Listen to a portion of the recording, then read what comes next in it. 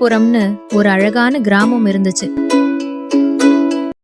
அந்த கிராமத்துல இருந்த செண்பகம் பாட்டி ரொம்ப நல்லவங்க.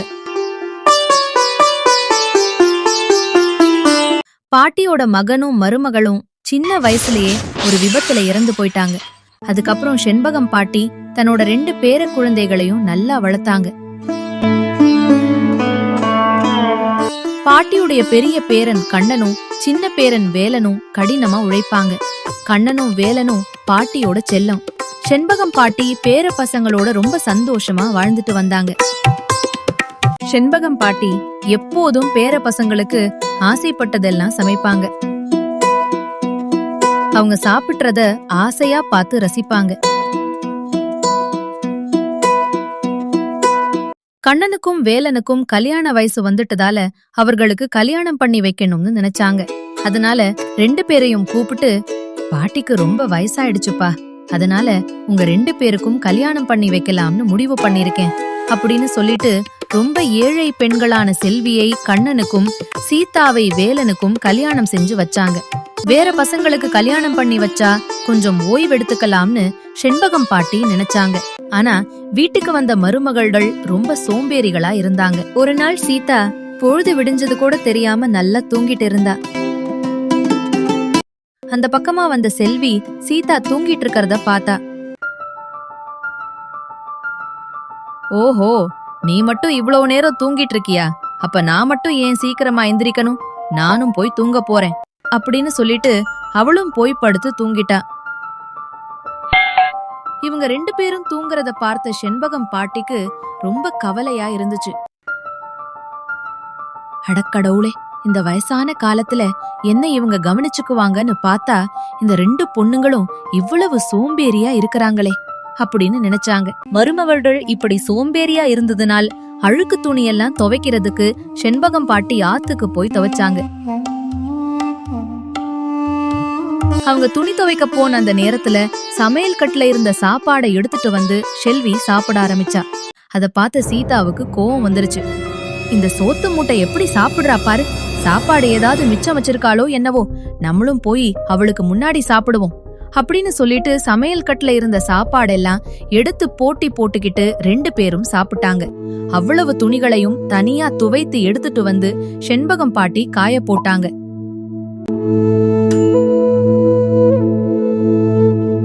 வீட்டுக்குள்ள வந்து பார்த்தா சீதா உட்கார்ந்திருந்தா. ஏம்மா சீதா, மத்தியானத்துக்கு சமைச்சிட்டீங்களா? கண்ணனும் வேலனும் இப்ப பசியோட சாப்பிட வருவாங்க. என்னது சமைக்கணுமா? இங்க பாருங்க பாட்டி, நீங்க சமைச்சு வச்சுட்டு போனதெல்லாம் உங்க மூத்த மருமக செல்வியே சாப்பிட்டு முடிச்சிட்டா. எனக்கே கொஞ்சம் தான் சாப்பாடு இருந்துச்சு. நானே பசியில வந்து உட்கார்ந்திருக்கேன். என்கிட்ட போய் சமைச்சியான்னு கேக்குறீங்களே அப்படின்னு சீதா சொல்லிட்டு இருக்கும் போதே செல்வி கோவமா வந்தா. ஹே, என்னடி, என்ன பத்தி இந்த கிழவி கிட்ட இல்லாததும் பொல்லாததுமா சொல்லிட்டு இருக்கேன்? என்னமோ நான் மட்டும்தான் சாப்பிட்ட மாதிரி பெருசா பேசுற, நீயும் தானே வந்து கொட்டிக்கிட்ட, அதையும் சொல்ல வேண்டியது தானே. என்னது, நான் சாப்பிட்டேனா? முதல்ல ஒரு அண்டா நிறைய சாப்பாடு சாப்பிட்டது நீ. எங்க நீ எனக்கு வைக்காம சாப்பிடுவியோன்னு அதுக்கப்புறம் நான் வந்து சாப்பிட்டேன். என்னடி ரொம்பதான் பேசுற, நீ யாருடி என்ன கேக்குறதுக்கு? வாய மூடு, நீ வாய மூடு. இப்படி 2 பேரும் சண்டை போட்டது பார்த்துட்டு செண்பகம் பாட்டிக்கு ரொம்ப கவலையா இருந்துச்சு. வயல்ல வேலை செஞ்சு களைப்பா கண்ணனும் வேலனும் வீட்டுக்கு வந்தாங்க. பாட்டி, வயல்ல இன்னைக்கு ரொம்ப வேலை இருந்துச்சு பாட்டி, ரொம்ப பசிக்குதே, சாப்பாடு போடுறீங்களா? அட அவ்வளவுதானே, இதோ 5 நிமிஷத்துல சாப்பாடு தயார் பண்ணிடுறேன், கொஞ்சம் பொறுத்துக்கோங்கப்பா அப்படின்னு சொல்லிட்டு செண்பகம் பாட்டி பேர பசங்களுக்கு கடகடன்னு சமைச்சாங்க. சமைச்சத அவங்களுக்கு ஆசையா பரிமாறினாங்க.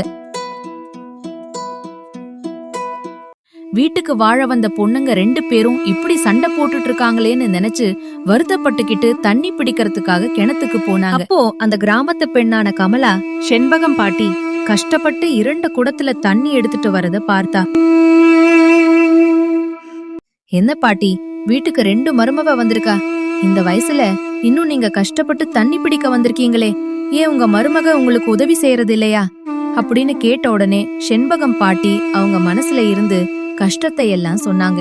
அதை ஏன் கேக்குற கமலா, நான் போய் சேரதுக்குள்ள என் பேர பசங்களை நல்லா பாத்துப்பாங்களேன்னு இவங்கள கல்யாணம் பண்ணி வச்சேன். ஆனா தினமும் ஒருத்தருக்கு ஒருத்தர் சண்டை தான் போட்டுக்கறாங்க அப்படின்னு கமலா கிட்ட சொன்னாங்க. நாள் பூரா ஓய்வில்லாம பாட்டி எல்லா வேலையும் செஞ்சதுனால அவங்களுக்கு ரொம்ப உடம்பு முடியாம போயிடுச்சு. அதனால எல்லாரையும் கூப்பிட்டு, எனக்கு ரொம்ப உடம்பு முடியாம போகுது, நான் எப்ப வேணாலும் போய் சேர்ந்துருவேன். அதுக்குள்ள என்னோட மகன் சேர்த்து வைத்த சொத்துக்களை என் பேர பசங்க 2 பேருக்கும் கொடுக்கணும். ஆனா அதுல ஒரு சிக்கல் இருக்கு. என் மகன் சேர்த்து வைத்த நகைகளும் சொத்து பத்திரமும் என்னோட அக்கா சுந்தரி கிட்ட இருக்கு.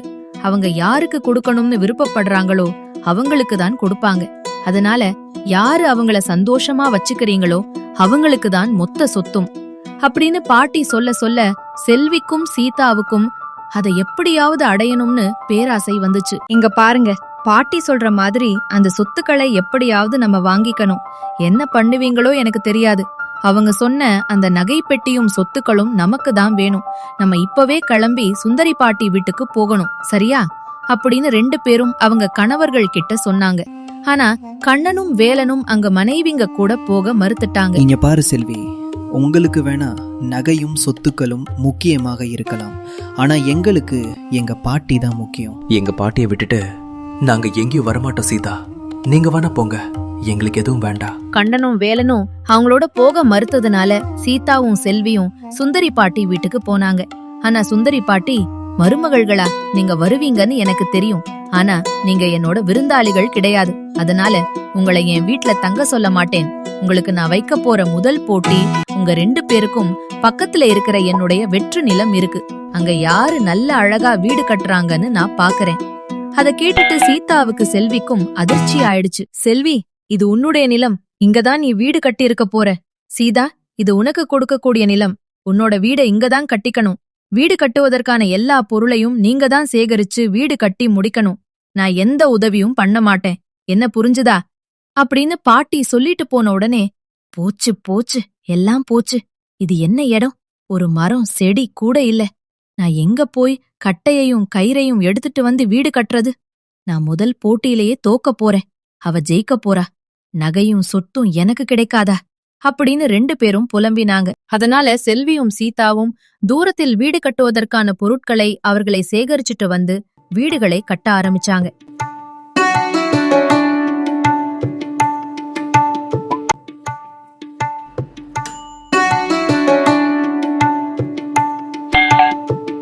வீடுகளை கட்டி முடிச்சிட்டு 2 பேரும் பாட்டிய கூப்பிட்டு சொன்னாங்க.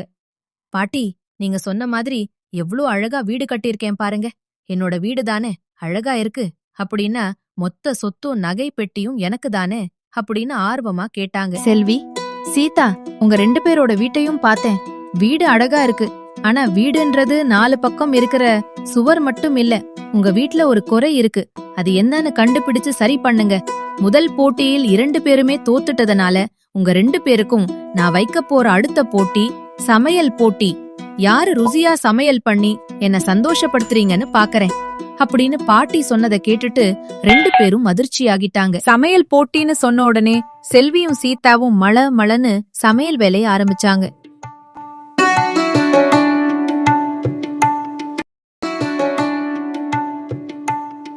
பாட்டிய சந்தோஷப்படுத்துறதுக்காக விதவிதமா சைவமும் அசைவமும் சமைச்சு அழகா பரிமாறினாங்க.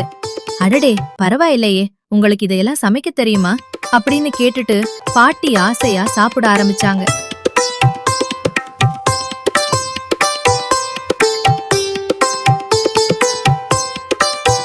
பாட்டி சாப்பிட்டு முடிச்சதும் செல்வியும் சீதாவும், பாட்டி, உங்களுக்கு என் சாப்பாடு ருசியா இருந்துச்சு இல்ல? உங்களுக்கு பிடிச்சதையெல்லாம் சமைச்சிருந்தேன் இல்லையா பாட்டி? என்னோட சாப்பாட நீங்க ருசிச்சு சாப்பிட்டத நான் கவனிச்சேன். பாட்டி, அப்படின்னா சொத்து எனக்கு தானே குடுப்பீங்க? நகைப்பெட்டி எனக்கு தானே பாட்டி அப்படின்னு கேட்டாங்க. ஆனா சுந்தரி பாட்டி, இந்த போட்டியிலும் 2 பேரும் தோத்துட்டீங்க. ஏற்கனவே உங்க வீட்ல ஒரு குறை இருக்குன்னு நான் சொல்லியிருந்தேன்.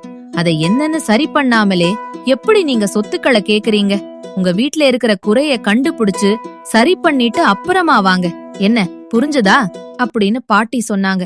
நம்ம வீட்ல ஏதோ குறை இருக்குன்னு பாட்டி சொன்னாங்களே, என்ன குறையா இருக்கும்?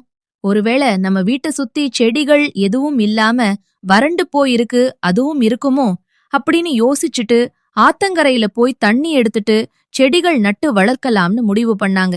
அப்போ ஆற்றங்கரையில 2 பேரும் சந்திச்சுக்கிட்டாங்க. ரொம்ப நாளைக்கு அப்புறம் சந்தித்து விட்டதுனால செல்வி சீதாவும் அவங்க மனசுல இருந்த கோபத்தை மறந்து ஒருத்தருக்கு ஒருத்தர் பேச ஆரம்பிச்சாங்க. சீதா, நீ எப்படி இருக்க? உன்னை பார்த்து எவ்வளவு நாளாச்சு? நான் நல்லா இருக்கேன் செல்வி, நீ எப்படி இருக்க? என்னோட வீட்டை சுத்தி சின்ன சின்ன பூச்செடிகள் வளர்க்கலாம்னு இருக்கிறேன். அதற்கு தான் தண்ணி எடுக்க வந்தேன். சரியா சொன்ன செல்வி, நானும் அதுக்கு தான் தண்ணி எடுக்க வந்தேன். பூச்செடிகள் எல்லாம் வளர்ந்ததும் நம்மளோட வீடு ரொம்ப அழகா இருக்கும்னு நினைக்கிறேன். என் வீட்டுக்கு நீ ஒரு நாள் கண்டிப்பா வரணும் செல்வி. கண்டிப்பா வரேன், நீயும் என் வீட்டுக்கு வரணும் சீதா அப்படின்னு பேசிட்டு வீட்டுக்கு போனாங்க. தினமும் இதே போல தண்ணி எடுத்துட்டு வந்து பூச்செடிகளை வளர்க்க ஆரம்பிச்சாங்க. கொஞ்ச நாளிலேயே அழகான பூஞ்சொல்லையா அவங்க வீடு மாறிடுச்சு. வீடு பார்க்கவே அவ்வளவு அற்புதமா இருந்துச்சு. அதுக்கப்புறம் 2 பேரும் பாட்டி கிட்ட போனாங்க. இந்த முறை அவங்க எதுவுமே கேட்கல. சுந்தரி பாட்டி நகைப்பெட்டி எடுத்துட்டு வந்து, செல்வி, சீதா, நீங்க ரொம்ப நாளா ஆவலா கேட்டுட்டு இருந்த பெட்டி இதுதான். ஆனா உங்ககிட்ட ஒரு உண்மைய நான் மறைச்சிட்டேன். உண்மையிலேயே இந்த பெட்டிக்குள்ள எந்த நகையும் சொத்தும் இல்ல. உங்க 2 பேருக்கும் நல்ல புத்தி புகட்டணும்னு தான் நானும் என் தங்கை செண்பகமும் இந்த முடிவுக்கு வந்தோம். என் தங்கைக்கு நீங்க பண்ண கொடுமை எல்லாம் அந்த ஊர்ல இருந்து கமலான்னு ஒரு பொண்ணு வந்து என்கிட்ட சொல்லி வருத்தப்பட்டா. அதனாலதான் உங்க 2 பேரையும் இங்க வர வச்சேன். அம்மாடி, கண்ணனும் வேலனும் சின்ன வயசுலயே அம்மா அப்பாவை இழந்ததுக்கு அப்புறமா செண்பகம் தான் அவங்க 2 பேரையும் பாத்துக்கிட்டா.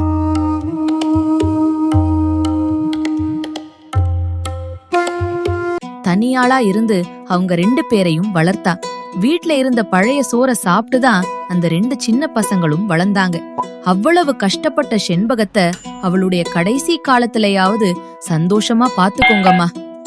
பாட்டி, நீங்களே கொடுத்தாலும் எங்களுக்கு எந்த நகையும் சொத்து வேண்டாம். நாங்க 2 பேரும் ஒருத்தருக்கு ஒருத்தர் நல்லா புரிஞ்சுக்கிட்டோம். ஒரு வீட்டுக்கு வாழ வந்த மருமகள் குடிசை வீட்டை கூட கோபுரமா மாற்றக்கூடிய திறமைசாலிகளாக இருக்கணும் என்றத புரிஞ்சுகிட்டோம். பெண்களால எல்லாமே முடிகின்றது நாங்க தெரிஞ்சுகிட்டோம். நாங்க திருந்திட்டோம் பாட்டி. அட என் கண்ணுங்களா, கேட்கவே எனக்கு சந்தோஷமா இருக்கு. பாட்டியோட ஆசிர்வாதம் உங்களுக்கு எப்பவும் இருக்கும். நீங்க போய் உங்க வாழ்க்கையே சந்தோஷமா வாழுங்க. அப்புறம் என்ன, செண்பகம் பாட்டி அவங்க பேர பசங்களோடவும் மருமகளோடையும் சந்தோஷமா வாழ்ந்தாங்க. அட, நீங்க இன்னும் இந்த சேனலை சப்ஸ்கிரைப் பண்ணலையா? அப்போ உடனே சப்ஸ்கிரைப் பண்ணிட்டு இந்த வீடியோவை எல்லாருக்கும் ஷேர் பண்ணுங்க.